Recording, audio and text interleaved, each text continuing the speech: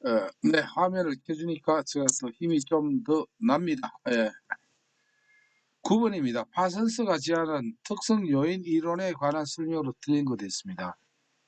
우리가 특성 요인 이론 하면은, 우리가 대표적인 그 이론가는 누구냐면은, 바로 윌리엄슨입니다. 영국 저택의 어불모무 나왔던 거. 그리고 우리가 윌리엄슨 하면은 뭐가 나옵니까? 어불모무도 있지만, 아이고, 상추도, 심어봐야 되겠네 했으니까, 분종진례 상수했죠. 분종을 해놓은 상추 분종을 이게 진짜 예쁜 상추가 나타났더라. 분종 진례 상추가 윌리엄슨의 상단 단계 6단계가 됩니다. 그리고 기법은 뭐라고 했어요? 그 이미지와 항상 연관되죠. 상추에 뭐가 벌레가 슬슬 기어다니는 걸 봤다 하니까 설중이 된다 이렇게 됩니다. 윌리엄슨은 그런데 우리가 윌리엄슨과 더불어서 특성 요인 이론가는 한 사람이 더 나옵니다. 그 사람이 누구냐? 바로 파슨스라고 하는 학자입니다. 그래서 윌리엄슨과 파슨스는 특성 요인 그 이론가다 이렇게 보시면 되는데, 그러면 먼저 우리가 알아야 될 게 특성과 요인의 문제를 구분을 해야 됩니다. 특성은 뭐고 요인은 뭐냐 하면은 요거를 정리를 분명히 해드릴 테니까 잘 기억해 주시면 되겠습니다. 특성은 직업 상담을 하는데 상담을 해보니까 사람마다 개인적인 특성이 있죠. 흥미라든가 개인의 성격이라든가 이런 것을 우리가 특성이라고 합니다. 그러면은 직업 상담을 하려면 일단은 개인의 특성을 알아야 되겠죠. 그 다음에 요인은 뭐냐면은, 자, 이 사람이 우리가 직업 상담이란 말이에요. 그러면 이 사람이 예를 들어서 무슨 IQ 회사다, 뭐 아니면 무슨 제조 회사다, 뭔가 회사마다 그 필요한 이 직장에 취업을 하려고 하면은 이 직장에서 요구하는 사항이 있잖아요. 그게 있어야 이 직장에서 하죠. 왜? 직장에서 그 사람의 개인 특성만 보고 이렇게 취업시켜 줄 수는 없잖아요. 그래서 이 요인은 뭐냐면은 직장에서 요구하는 사항, 요구하는 인자예요. 예, 요구하는 인자. 직장에서 필요한 거 예를 들어서 기술 이런 게 들어가겠죠. 자격증 이런 것도 들어가겠죠. 아니면 학력이 필요하다고 하면 학력도 요구사항에 들어간 이런 등등을 우리가 요인이라고 합니다. 그래서 특성은 뭐다? 개인적인 문제고 요인은 뭐다? 그 취업할 직장에서 요구하는 사항이 요인이 된다. 이렇게 정리하면 딱 해결됩니다. 이걸 보고. 그리고 우리가 이제 이 파슨스의 특성 요인 이론에서는 항상 특성 요인 이렇게 생각하십시오. 이 특성하고 요인하고 어떻게 돼요? 따로 놀아야 직업 선택이 성공을 할까요? 같이 놀아야 될까요? 같이 놀아야 됩니다. 개인의 특성하고 직업에서 요구하는 이게 매치가 잘 돼야 돼요. 그래서 반드시 보면은 특성과 연결되는 문제가 항상 나옵니다. 요 두 가지를 알고 나머지는 깊이 들어가지 말고 이제는 뭐 요 방향만 알고 나머지는 앞으로 문제를 풀면서 익히면 돼요. 자, 볼게요. 1번. 고도로 개별적이고 과학적인 방법을 통해 개인과 직업을 연결하는 것이 핵심이다. 이거예요. 개인과 직업을 연결하는 거예요. 그 다음에 2번. 사람들은 누구나 신뢰롭고 타당하게 특정될 수 있는 독특한 뭘 가지고 있다? 특성을 가지고 있다. 특성을. 이것도 맞는 말입니다. 그 다음에 3번. 특성이란 숨어있는 특징이나 원인이 아니라 기술적인 범주이다라고 돼 있죠. 요건 내가 좀 전에 말한 거 요걸 생각하면 됩니다. 특성이라는 것은 기술적인 범주가 아니고 어때요? 개인에게 숨어있는 이 특징이나 원인이란 말이에요. 그렇죠? 예, 거꾸로 설명하고 있어요. 기술적인 범주는 뭡니까? 특성이 아니고 이게 요인이란 말이에요. 요인. 아시겠죠? 그러니까 특징 이거는 뭐냐면 특성 개인이 가지고 있는 특성입니다. 기술 같은 거는 그 직업에서 그 직장에서 요구하는 거 그건 요인에 해당되는 문제야. 그러니까 여기는 특성과 요인을 지금 거꾸로 설명을 하고 있다. 이렇게 정리하면 됩니다. 너무 어렵게 생각하지만 간단하게 할게요. 직업 선택은 직접적인 인지 과정이기 때문에 개인의 특성과 직업의 특성을 연결하는 것이 가능하다. 이게 특성 요인이에요. 그래서 특성 요인 이론은 뭡니까? 개인의 특성을 알고, 그러니까 직업에서 요구하는, 직장이 요구하는 이익과 매치시키는 거예요. 그래서 특성 요인 이론 설명에는 반드시 참고로 특성이라고 하는 말이 꼭 나와야 됩니다. 그래서 특성의 요인에 대한 그 설명은 고관 구짝이라고 이렇게 돼 있어요. 요거 고유한 특성이 있고, 쉽게 말하면 고관 구짝을 이걸 간략히 왜 이렇게 고관 구짝을 기억하기 좋냐면은 옛날하고 이제 달라요. 옛날의 직업과는 구짝입니다. 아시겠죠? 고관 옛날 쉽게 말하면 이걸 뭐라 꼰대질하는 이건 가지고 이제 시대가 바뀌었습니다. 고관은 구짝이에요. 옛날 관념은 고관 옛날 그 고정관념은 구짝이에요. 요새는 쓸모 없습니다. 이렇게 해서 이것도 뭐냐면 실기에 나오기 때문에 이렇게 이미지 스토리와 만든 거예요. 고관 구짝. 그래서 파선스의 특성 요인 이론 네 가지 특징은 고유한 특성이 있고, 그 다음에 이게 관련을 맺을수록 성공한다. 고관. 그 다음에 구체적인 특성을 요구한다. 직장에서는 아시겠죠? 직업에 성공하려면 평범한 특성이 아니고 어때 구체적인 특성을 요구한다. 그 다음에 딱 짓는 것이 가능하다. 이 말이에요. 과학적인 방법으로. 일단 요 내용 정도만 일단은 하고 이해하고 넘어가시면 됩니다. 나중에 이제 요거는 고강구자가 또 실기할 때 또 잠시 참고를 하시면 됩니다. 그래서 지금 이 시간에 정리해야 될 거는 뭐냐? 특성 요인 이론에서 특성은 무엇이고 요인은 무엇이다. 그걸 구분을 하면은 되겠습니다. 네. 10번 문제입니다. 구성주의 진로 발달 이론의 진로 양식 면접에서 선호하는 직무와 근로 환경을 파악하기 위한 질문으로 가장 적합한 것은 이렇게 돼 있거든요. 자, 우리가 이 구성주의라고 하는 심리학 이론이 있습니다. 구성주의. 근데 여러분들 구성주의 이거 공부할 필요가 전혀 없습니다. 뭐 해야 된다면 여기 많이 써야 돼. 구성주의 요 이론은 뭐 여기 보면은 이론가들이 많이 나와요. 그거 필요 없습니다. 저는 뭐라고 했습니까? 어, 고기 빼고 물을 전부 다 뺀다라고 했죠. 그러니까 안 나오는 건 빼도 돼요. 안 나오기 때문에. 예, 필요한 것만 하면 돼요. 자, 구성주의에서 문제 나오는 거는 말이죠. 요 문제 한 문제밖에 안 나와요. 구성주의 어쩌고 저쩌고 해가지고 문제 나오고 요 문제 하나밖에 없습니다. 그러니까 이 문제 한 문제를 위해서 이것도 자주 나오는 게 아니라 가끔 나와요. 그 이 한 문제를 위해서 구성주의 이론을 내가 마스터해야 될 필요가 있다 없다? 없습니다. 아시겠죠? 답 하나 외우는 게 좋습니다. 무슨 답을 외운다? 구성주의 나오면은 1번 요게 답이에요. 항상. 예. 중학교 때나 고등학교 때 좋아하는 교과목이 무엇이었나요? 요게 구성주의 나와서 나오는 질문이고 답입니다. 아시겠죠? 질문에 대한 답. 아시겠죠? 고등학교 교과목 나오면은 이거 답입니다. 답만 외우세요. 딴 거 설명 넘어갑니다. 구성주의 몰라도 합격하는데 전혀 지장이 없다는 말씀을 드립니다. 11번입니다. 이러니까 제가 하는 게 이게 좋잖아요. 이걸 많이 모르면 구성주의 이론 또 꼼꼼하게 제가 또 공부를 해야 될 거 아니에요. 근데 이 문제밖에 아직까지 이 문제 외에 나온 적이 없습니다. 딱 한 문제. 11번입니다. 직업상담의 기본 원리와 가장 거리가 먼 것은 이런 거는 이제 여러분들 상식적으로 판단하면 됩니다. 볼까요? 뭔가 말이 조금 안 되는 소리 나오고 그거 찾으면 됩니다.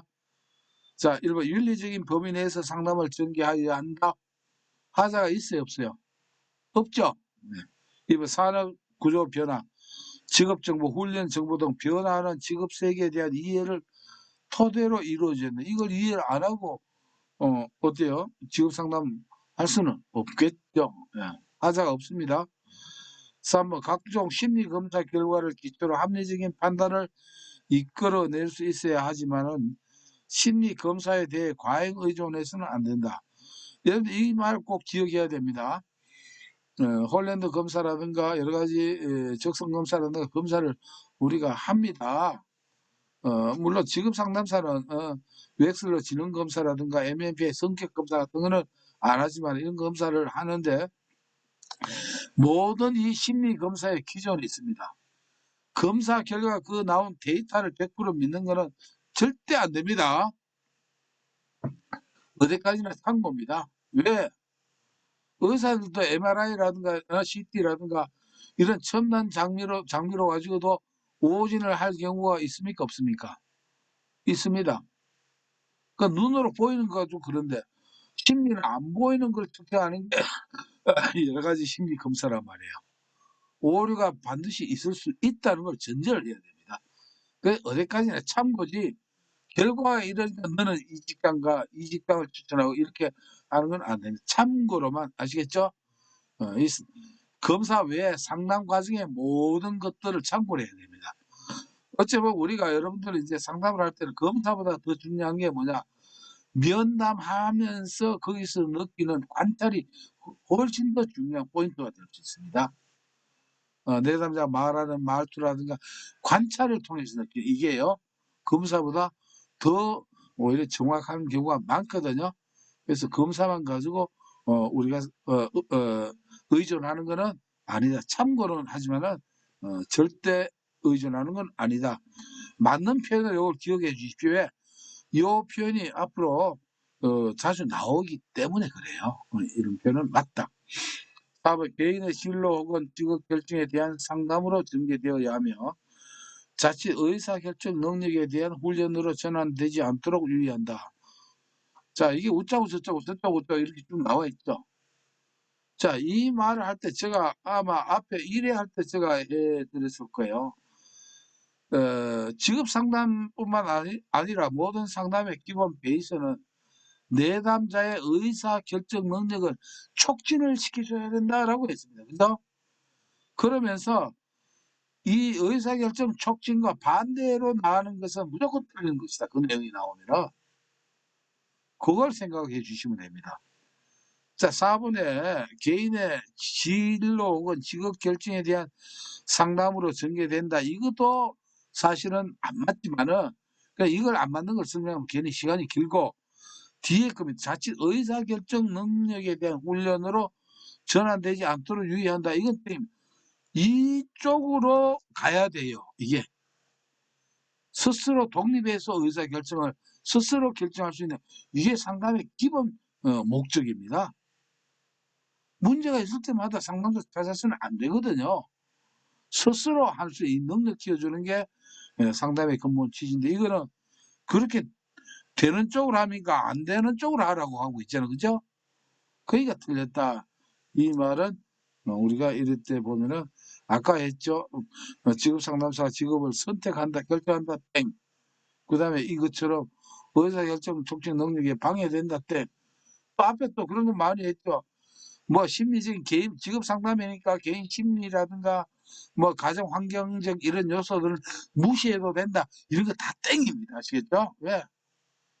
전부 다 항상 모든 것은 개인의 문제는 단독적으로 문제가 되는 게 아니고 모든 여러 가지 문제가 상호작용을 하게 돼 있다. 상호작용. 그렇죠. 한 문제만 가지고 되는 게 상호작용이 된다. 이 점을 생각을 하시면 되겠습니다. 12번 문제로 넘어갑니다. 그래서 이거는 뭐 앞에 11번 문제는 이론이 중요한 게 아니고 상식적으로 판단하는 것이고요. 내담자가 수집한 직업 목록의 내용이 실현 불가능할 때 상담사의 개입 방안으로 옳지 않은 것 됐습니다. 내담을 하다 보니까 당신이 관심 가진 직업 목록을 하니까 100가지도 넘어요. 좋은 건 다 집어넣었다고. 이런 상황을 가정을 한번 하고 이 문제를 봅시다. 이럴 때 그러니까 보니까 상담사 보니까 선택은 이렇게 목록에는 있지만은 관심이 있어서 목록이 있는데 상담사 보니까 이게 실현 불가능해요. 이럴 때 여러분들 어떻게 하는가? 그걸 묻는 겁니다. 1번 브레인스토밍 과정을 통해 자 브레인스토밍이라고 하는 것은 무작위 토론입니다. 그냥 계속 뭐 어떤 절차 없어요. 우리가 브레인, 뇌 스토밍 막 쏟아내는 거예요, 생각을. 그래서 말을, 이걸 우리가 브레인 스토밍이라고 하는데, 이건 상당히 효과가 있어요. 이렇게 하다 보면은, 말을 막 흩어내다 보면은 대화라고 하는 게 이런 게 있어요. 여러분들도 혹시 대화를 하다 보면 그런 경험을 느낀 게 있을 거예요. 내가 누구한테 뭘 말하려고 이렇게 하다 보니까, 표현을 하다 보니까, 표현하는 과정에서 말은 이래 하지만, 아, 이건 내가 잘못 생각했구나. 누가 알려주지 않아도 내 스스로 감이 올 때가 있죠. 예? 어? 그냥 내가 말을 해버리니까 나도 지금 말이 안 되는 소리를 하고 있네. 이런 걸 느끼는 게 있습니다. 그래서 이 브레인스토밍도 바로 그런 효과예요. 지적해 주는 게 아니고 막 그냥 토론을 하다 보면은 저절로 그 과정에서 자기가 아 이건 아니네 이렇게 깨닫게 하는 방법 중에 하나가 이 바로 브레인스토밍이라고 합니다. 그다음 2번 최종 의사결정은 내담자가 해야 함을 확실히 해야 됩니다. 결정은. 예. 그다음에 3번 내담자가 그 직업들을 시도해 본 후 어려움을 겪게 되면 개입한다. 이게 문장을 볼 때 하자가 없죠. 근데 이게 말이 됩니까 안 됩니까? 내가 볼 때 말이 안 돼요. 그러면 100개를 전부 다 해보고 한다. 죽을 때까지 다 못하고 끝나거든요. 상담은 뭡니까? 해보지 않고도 뭔가 방향을 이렇게 설정하는 게 상담이지. 100가지를 다 해보고 어려움을 겪게 되면 그때는 내가 도와줄게. 이거는 아닙니다. 여쭤보면 이건 말이 안 되는 소리다. 이렇게 보면 됩니다. 시도해 보기 전에 상담사가 상담을 통해서 도와주는 게 이게 상담이에요. 상담사의 기입하는. 이거는 아닙니다. 그래서 아마 객관적인 증거나 논리로 추출한 것에 대해서 객관적인 대화를 해야 되겠죠. 그래서 3번은 이게 말도 안 되는 게 이게 답으로 나오니까 이렇게 답을 기억하면 자 이게 만약에 다음에 이 문제가 나오면 이 답을 여러분들 그렇게 틀릴 이유가 거의 없습니다. 그래서 이렇게 한번 풀어보는 경험이 중요하다는 것입니다. 13번입니다. 직업 상담사의 요건 중 상담 업무를 수행하는데 가급적 결함이 없는 성격을 갖춘 자에 대한 사례와 가장 거리가 먼 것은 이런 것도 상식적으로 보면 됩니다. 이름 보시면 한번 볼까요? 지나칠 정도의 동정심. 예. 자, 상담사가 여러분들 동정사가 돼서는 안 됩니다. 알겠죠? 동정사가 되지만 상담사 돼야죠. 예. 이거는 안 됩니다. 그리고 항상 뭐 인격을 뭐 다루는다 이런 것도 아닙니다. 아시겠죠? 상담사는 상담사, 직업 상담사니까 그 범위가 돼 있어요. 지나칠 뭐 약간의 그건 있을 적은 있으면 약간은 몰라도 지나친다 하면 이거는 안 돼 버려요. 이래가지고 무슨 상담이 되겠습니까? 맨날 순수한 이해심을 가진 신중한 태도, 건설적인 냉철함, 두려움이나 충격에 대한 공감적 이해력을 가져야 됩니다. 상대방이 두려워하고 충격을 받았으면 그걸 어떻게 해요? 판단하는 쪽보다는 그걸 공감해주고 이해해줄 수 있는 이런 건 필요합니다. 그러나 지나칠 정도의 동정심 이것도 한번 풀면은 다음에 안 틀리는 그런 문제니까 설명할 내용이 없습니다. 그렇게 넘어가면 됩니다. 이번에 2019년 이래는 좀 웃기는 내용들이 많이 나요. 내가 이 문제를 보면 나도 근데 뭐 출제자 문제를 참 재밌게 이런 것도 문제로 내면 웃어가면서 풀 때가 있어요. 14번 문제입니다. 직업 상담사의 기법 중 비지시적 상담 규칙과 가장 거리가 먼 것은 비지시적이라고 하는 것은 이게 내담자 중심이고 인간 중심이라는 말이에요. 지시를 안 하고 존중을 해주면서 하는 거예요. 자, 1번 상담자는 내담자가 논쟁해서는 안 됩니다. 상담을 가지고 논쟁으로 바꾸면 안 되겠죠. 2번 상담사는 내담자에게 질문 또는 이 얘기를 해서는 안 된다. 참 이게 참 웃기죠. 말도 못하고 이거 아닙니다. 비지시적이라고 해서 물어보지도 못하고 말도 못하고 이런 상담은 없습니다. 이거는 말이 안 되죠. 그죠? 어. 한번 보십시오. 상담자가 내담 질문도 이 얘기도 못하면 이게 무슨 상담이 됩니까? 상담 자체는 서로 얘기를 주고받는 게 상담인데 물어보지도 못하고 말도 못하고 희한한 이런 문장이 있어요. 그래서 좀 이거는 말이 안 되니까 설명할 필요가 없고요. 상담사는 내담자에게 어떤 종류의 권위도 과시, 이건 뭐 단거리고, 상담사 인내심을 가지고 우호적으로, 그러나 지적으로는 비판하는 태도로 내담자의 말을 경청해야 됩니다. 다 오냐 지적으로는 이제 비판적인 태도를 가지고 있어야 돼요. 그게 도와주는 거죠. 예. 그래서 2번 이거는 뭐 쉽게 넘어가도 되고요. 15번 문제입니다. 다음 설명에 해당하는 상담 이론을 냈습니다.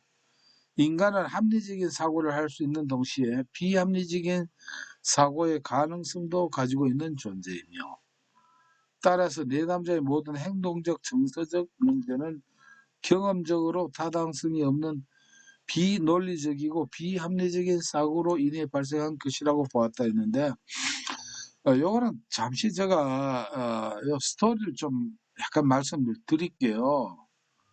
자, 우리가 행동주의는 이제 이게 심리학의 하나의 그 흘러온 과정을 간단히 말씀을 드린 겁니다. 처음에는 뭐냐면 우리가 정신분석이, 프로이드의 정신분석이 원조가 됐어요. 정신을 분석을 해야 된다. 특히 구강기, 항문기, 남근기 이 6세까지의 성장 과정의 그 심리성적 발달이 나중에 그 사람의 운명을 결정한다까지 이렇게 나온 게 이제 프로이드의 정신분석학입니다. 그 다음에 행동주의는 그 분석 좀 그만해라. 뭐 학습이 중요해. 학습이 어릴 때 예를 들어서 뭐 어떻고 저떻고 그게 중요한 게 아니고 학습에 따라서 행동이 달라진다. 이렇게 나온 게 이제 행동주의입니다. 그러다가 여러분들 그 다음에 나온 게 인지주의예요. 인지주의. 인지주의는 우리가 1번 했죠. 아론 했죠. 아론 백. 명동에 산다 했죠. 명동에 사는 아론. 그러니까 인지주의는 학습이 아니고 그 사람의 인지가 중요하다. 즉 인지라고 하는 말은 사고예요. 사고. 생각이 중요하다. 생각에 따라 그 사람의 행동이 바뀐다. 이렇게 나온 게 인지주의가 됩니다. 이게 대표적으로 아론백이라고 하는 학자예요. 명동에 산다. 그 생각이 중요하기 때문에 인지주의에서는 뭘요? 명동을 중요시한다라고 했죠. 뭘요? 인지적 명확성과 그 동기, 이걸 중시한다. 이걸 제가 일할 때 이것을 제가 말씀을 드렸을 거예요. 그러다가 나중에 이제 그 다음에 등장한 게, 자, 행동도 보니까 학습도 필요하고 그 다음에 사고도 필요하거든요. 그래서 나온 게, 그 다음에 나온 이걸 보태는 게 인지행동주의가 나온 거예요. 인지행동주의. 인지와 행동을 어떻게 해요? 같이 혼합한 이론이 인지행동주의가 나온 겁니다. 이렇게 나오다가 그 다음에 또 한 사람이 이제 나타났어요. 야, 사람이 생각도 중요하고 행동, 학습도 중요하지만은 이모션, 즉 사람은 정서, 감정이 중요하더라. 이렇게 나온 거예요. 이렇게 나온 게 인지, 정서, 행동주의라고 하는 게 나온 겁니다. 그래서 인지, 정서, 행동주의의 대표적인 학자가 이상한 나라 앨리스예요.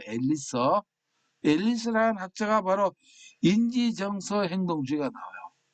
그것을 먼저 줄여서 뭐라고 하냐면 REBT라고 합니다. 자, R은 인지, 리얼라이즈, 깨닫는다, 이런 인지고요. 그다음 E는 뭐냐면 이모션, 정서예요. B는 behavior는 행동이에요. behavior에서 행동이에요. 그다음에 T는 테라피, 치료법이에요. 아시겠죠? 이래서 인지, 정서, 행동 치료라고 하는 이 이론이 나온 게 이제 앨리스가 이렇게 되는 겁니다. 여기까지 간략하게만 이해하시면 돼요. 그러면은 이런 앨리스의 REBT의 특징이, 대표적인 말이 뭐냐 하면은 우리가 보딘하면은 뭐가요? 정보의 부족 이런 게 나오죠. 그다음에 윌리엄슨 변별 진단에 보면은 뭐가 나옵니까? 어리석은 선택 이런 게 나오죠. 앨리스의 대표적으로 나오는 용어가 뭐냐면은 바로 비합리적 신념이라고 하는 게 나와요. 비합리적 신념이 이게 문제더라. 신념을 예를 들어서 나는 하는 일마다 반드시 성공해야 된다. 이게 이제 앨리스가 말하는 비합리적 신념의 예 중에 하나입니다. 하다 보면 실패할 때도 있잖아요. 근데 나는 하는 쪽마다 성공해야 된다. 반드시 뭐뭐 해야 된다. must가 나오는 must나 should be가 나오는 영어로 이게 나올 때 이 사람은 강박관념에 갇혀가지고 불안하고 정신적 장애를 일으키게 된다. 이런 겁니다. 이게 이제 전부 다 비합리적 신념이거든요. 그래서 요것을 인지정서행동주의라고도 하고 뒤에 나오는 합리적 정서행동 상담 이거와 같은 말이에요. 그래서 여기 보면 합리적인 사고를 할 수 있는 동시에 비합리적 사고의 가능성도 있다. 여기서 논리적이고 비합리적 이런 게 나오면은 이거는 뭘로 보면 됩니까? 인지정서행동주의 또는 합리적 정서행동주의. 정서행동이나 합리적이라고 하는 말은 이게 인지나 똑같은 말입니다. 합리적이다. 합리적 정서행동 치료나 또는 인지적 정서행동 똑같은 말입니다. 이렇게 기억을 하시면 됩니다. 앞으로 여러분들 비합리적 신념 이게 나오면은 앨리스의 바로 인지정서행동주의 또는 합리적 정서행동주의 상담 이론이다. 이렇게 마무리를 지을게요. 요거는 전체 그 심리학의 이론가별 흐름을 나타나는 순서대로 제가 한번 이렇게 알려드린 거니까 참고를 하시면 앞으로 다른 문제를 풀 때 이해하는데 도움이 된다. 이렇게 정리를 하고요. 16번입니다. 생애 주기에 관한 연구들의 시사성과 가장 거리가 먼 것은 자, 우리 생애 주기에 관한 연구의 학자는 레빈슨이라고 하는 학자가 있어요. 레빈슨. 근데 여러분들 레빈슨 이론 복잡합니다. 그거 알 필요 없습니다. 아까 구성주의 할 때는 뭐만 알면 된다고요?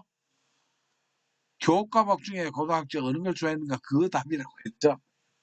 자, 이거는 읽어보면은 상식적으로 나옵니다. 이론을 몰라도 볼까요? 모든 연령 수준별로 일에 대한 이해, 일을 수행하기 위한 훈련과 자격, 원하는 직업을 얻는 방법, 생활과 직업의 관계를 인식을 해야 된다.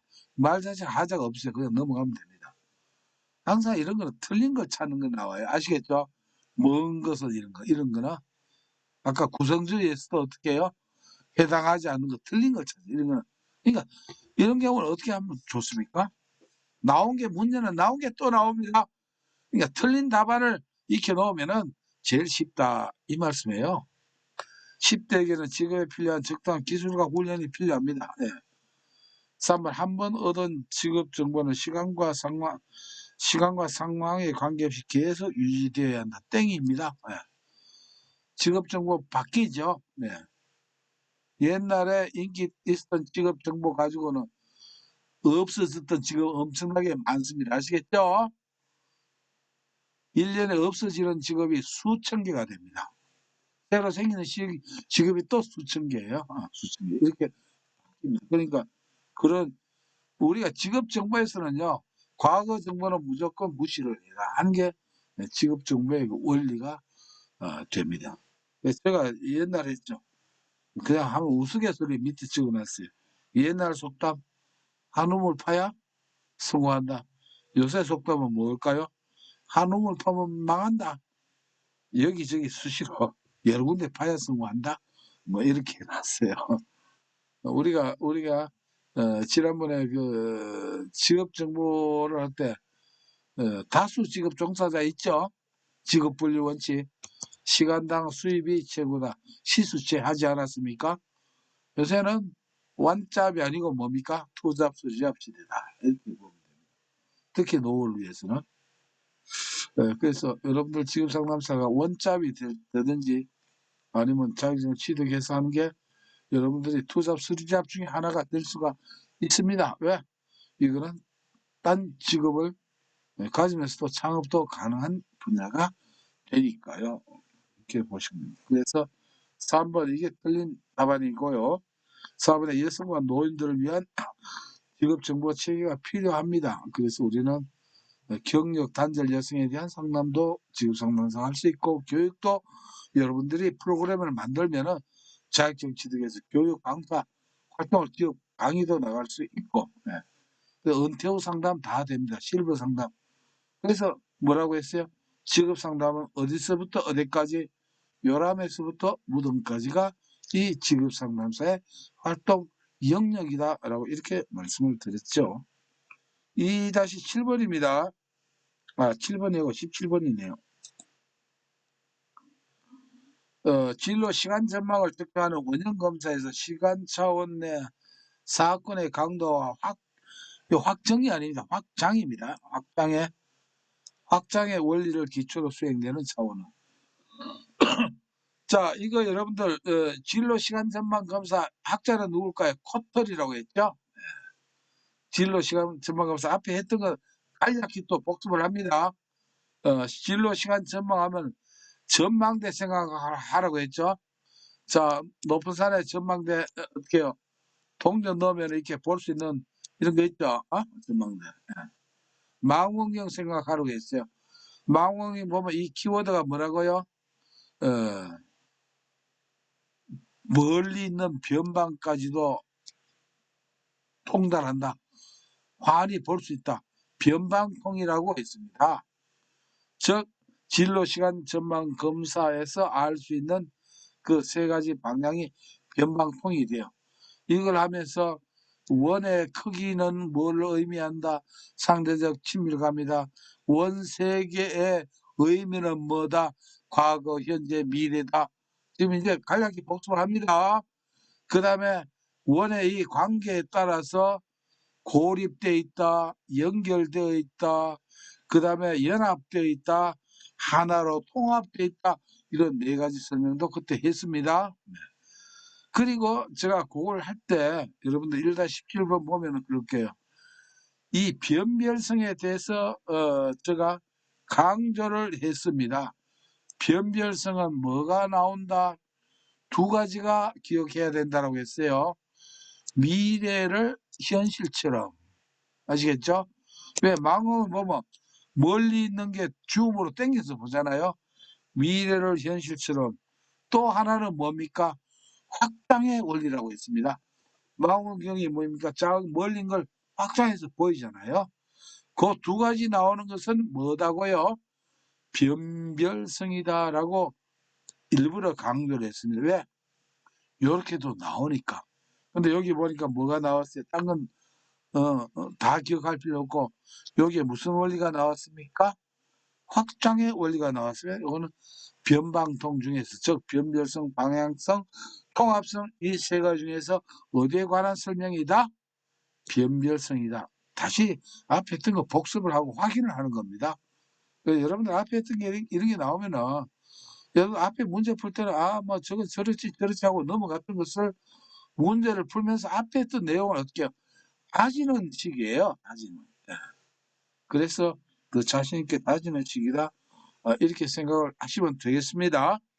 18번. 그래서 여러분들 반드시 이 1회 문제부터 단계적으로 풀어야 이 진도는 가면 갈수록 편합니다. 재밌네. 신이 납니다. 아시겠죠? 근데 앞에 과정을 말이죠. 넘어서 보면은 첩첩산중에 이게 무슨 소리고 자꾸 이렇게 됩니다. 그래서 여러분들이 여기에서 했던 거는 녹화를 해서 카페에 경주 학습관 일자별 강의 카테고리에 착착착착 제가 다 올려놨거든요. 좀 그 도중에는 절대되지 못한 표현도 있다는 걸 이해해 주십시오. 여기서 하던 그대로 돼 있으니까. 그래서 좀 부족한 거는 제대로 하려면 제가 편집을 좀 하면 되는데 제가 편집할 시간도 없고 실력도 좀 모자랍니다. 그냥 군지만지 해놓은 대로 올리니까 잘 봐주시기를 바랍니다. 보기 싫으면 안 봐도 됩니다. 그 다음에 18번입니다. 초기 상담 과정에서 상담사가 수행해야 할 내용으로 옳지 않는 것은 했습니다. 초기 상담 과정인데 한번 봅시다. 이것도 초기라고 하는 건 항상 생각을 하시면 돼요. 몰라도 이건 답을 찾을 수 있습니다. 상담사의 개입을 시도한다? 이거 아닙니다. 초반부터 문제 개입하면 안 됩니다. 초기에는. 이거는 중개하는 거예요. 개입은 바로 본 상담이에요. 이건 반드시 본 상담은 뭐다? 중개다. 초기는 예비 상담이에요. 준비. 그 상담을 준비하는 과정이에요. 그래서 이건 답은 틀렸어요. 근데 이번 상담 과정에서 필요한 과제물을 부여합니다.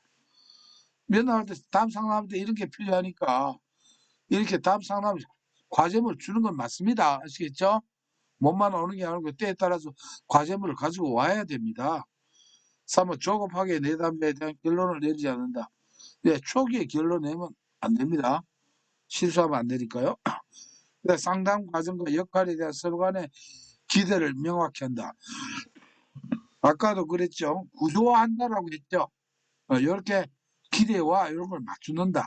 이것도 다 초기에 필요한 사항이 되겠습니다. 그러나 개입은 여기 아닙니다.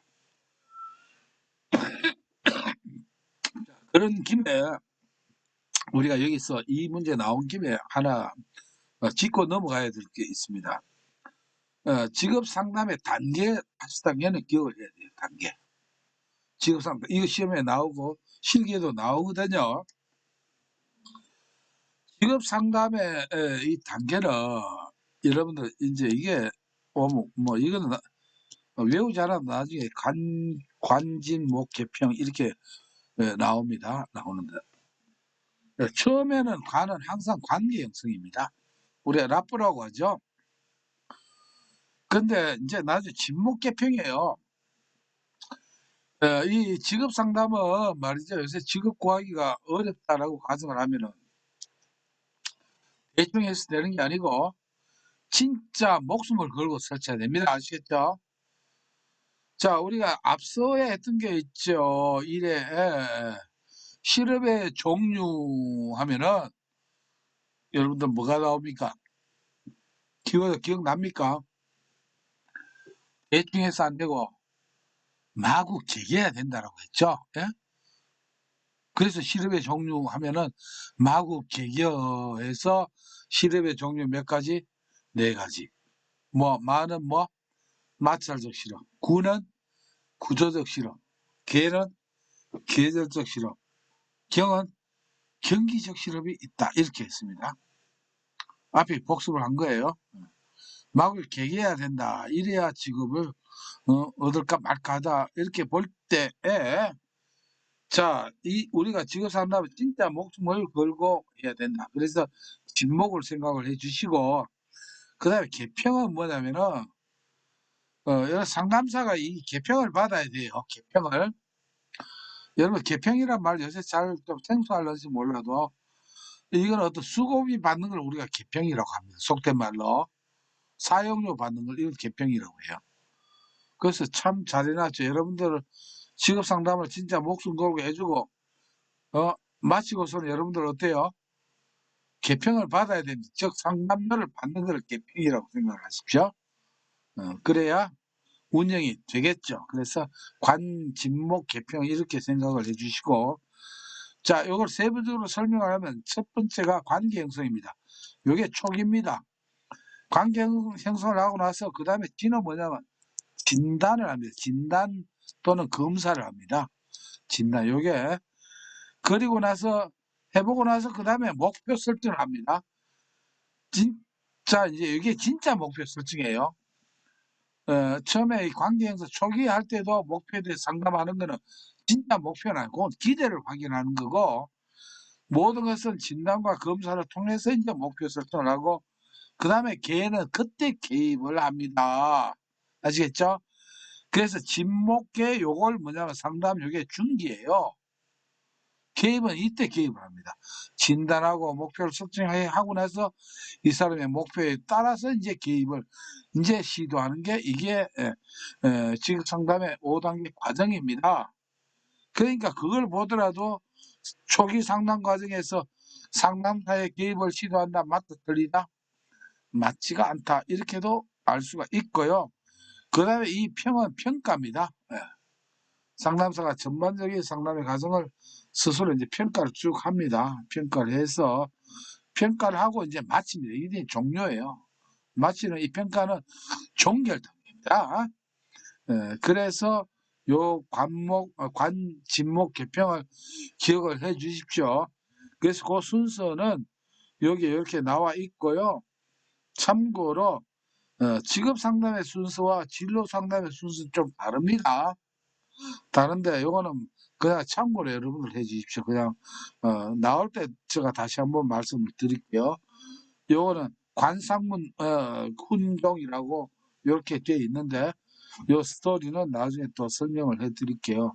안 하고도 기억하면 더 좋습니다. 알다시피 기억을 효과적으로 하기 위해서 자꾸 이런 스토리를 드린 이유가 이게 효과가 있기 때문에 이제 이런 걸 추천을 해 드린다. 이렇게 생각을 해 주시면 되겠습니다. 그다음에 19번 문제입니다. 상담 종결 단계에서 다루어야 할 사항이 아닌 것 마치는 단계입니다. 이제는. 아까 초기에 나왔죠. 상담 종결 단계에 대한 내담자의 준비도를 평가하고 상담을 통해 얻은 학습을 강화한다. 자, 이제 마쳐요. 이제 여기까지. 뭐 1을 했든 10을 했든 마치고 다는 이 단계예요. 이때 한번 여러분 생각해 보십시오. 지금까지 했던 거를 내담자가 이제 나가서 어느 정도 잘할 수 있는 준비도를 평가를 이거 해야 되겠죠. 그죠? 이 평가를 그래서 관진 목계평 평가예요. 평가가 들어가는 것이고 그다음에 상담을 통해 얻은 학습을 강화한다는 것은 상담 과정에 어떤 대처 능력법을 상담을 통해서 알려주었죠. 그럼 넌 이제 나가서도 너가 잘 할 수 있을 거야. 자신감을 주고 격려해주는 게 이게 강화입니다. 이런 과정이 필요하죠. 그죠? 끝났으니까 네가 알아서 해. 이런 건 좀 곤란하겠죠. 그죠? 이렇게. 그다음에 이번 남아있는 정서적 문제를 해결하고 이게 1회든 10회든 간에 이미 관계를 맺으면은 이 서로 인간관계 정서적 정이 들어요. 근데 이걸 해결을 해야 됩니다. 끝나고 나면은. 그래서 내담자와 상담자 간의 의미 있고 밀접했던 관계를 특별하게 끝냈습니다. 그렇다고 다시는 보지 말자. 이렇게 끊는 건 아니고. 아시겠죠? 이렇게 정리를 한다. 그래서 한번 상담사와 내담자가 협력하여 앞으로 나아갈 방향과 상담 목표를 설정하고 확인해 나간다 했는데 요거 여러분들 기억해야 됩니다. 요게 종결 단계가 아닙니다.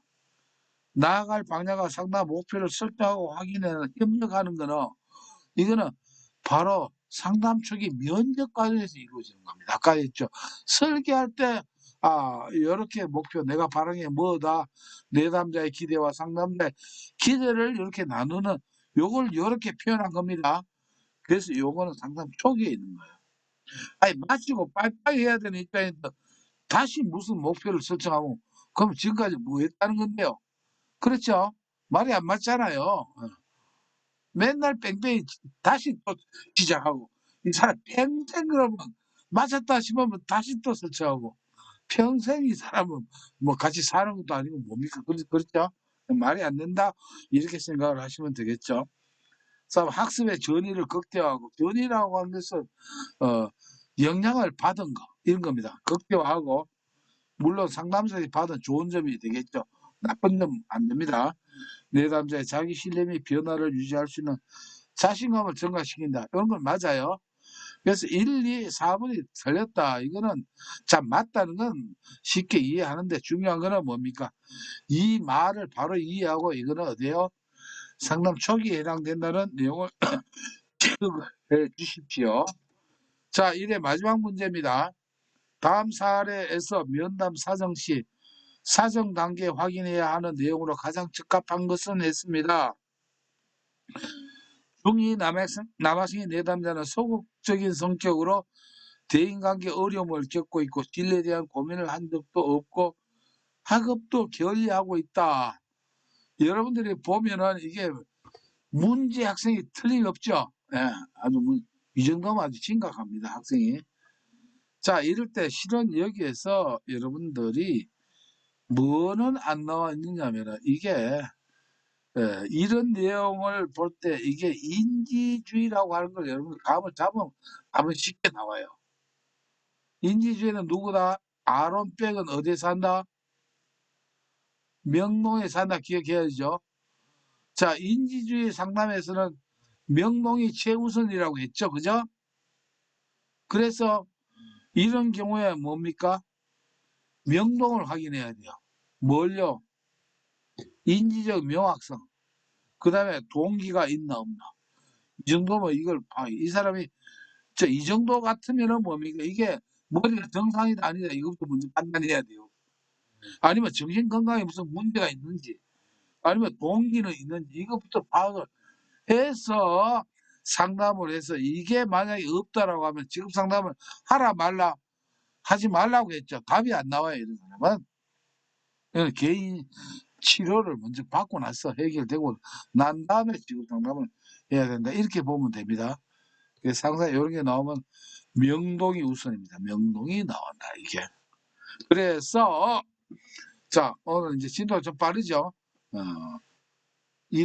지금 상담 부분까지 마치고 또 다음 주에 또 이제 스피드를 해가지고 달려갑니다. 예, 오늘 좀 시간 늦었네요. 예, 다음 주에 뵙겠습니다. 예, 감사합니다.